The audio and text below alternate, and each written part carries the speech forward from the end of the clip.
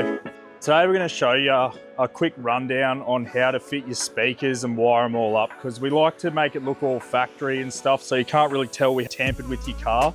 The first thing you want to do obviously is take your door trim off. Then I'll peel back your plastic. There's a plug there that we unclip. Zip tie your wiring down to this harness in the bottom of the door so it's not rattling around loosely. There's a screw in the bottom here that you undo to take this trim off here, which is a cover for the factory speaker under here, which we actually bypass. It's a very crappy sort of speaker setup, so if you had the sound up real loud with the door speakers, it'd start crackling and stuff and make the sound no good. Take these trims off and I'll get the rubber grommet out of the door.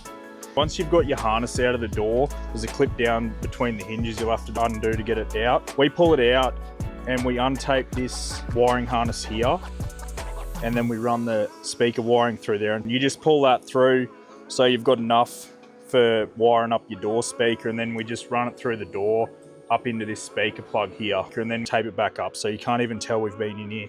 Righto, so once you've got that wire run through your harness here, you just feed your speaker wire through the door and then pull your harness back through into the pillar there to plug it back in. Just unwrap this harness here so you can get to that wiring there to solder it up. Once you've got that wiring all run through, you just cut the plug off that speaker behind here, and then you'll solder it into that harness for that speaker. Pink is power and purple is earth. On these harnesses we send out with our speakers, there's a grey wire with a white stripe that we always use for the earth wire. Then once you've got that all soldered in and taped up, I just zip tie the wiring up to that harness there so it doesn't move around loosely or anything, and just another zip tie on the harness down under the dash here where it goes through the pillar. No, you don't have to put it back in. We just like to put it back in just so it looks all factory and stuff. Screw back in down the bottom. So depending on your make and model of your car and what speaker you've chosen, this car here we're doing today is getting the Rockfords that we sell.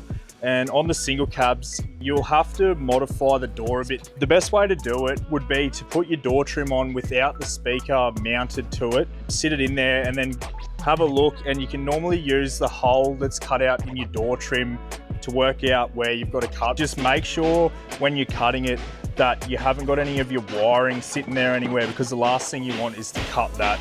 We use a etch primer and we touch up that edge and then run some fleece tape over there just so there's no sharp edges or anything like that. So once you've got that all sorted, I just put this plastic cover back on. Feed the wiring for your speaker through the hole that's already there for your wiring harness. Put some terminals on there and we can chuck the trim back on.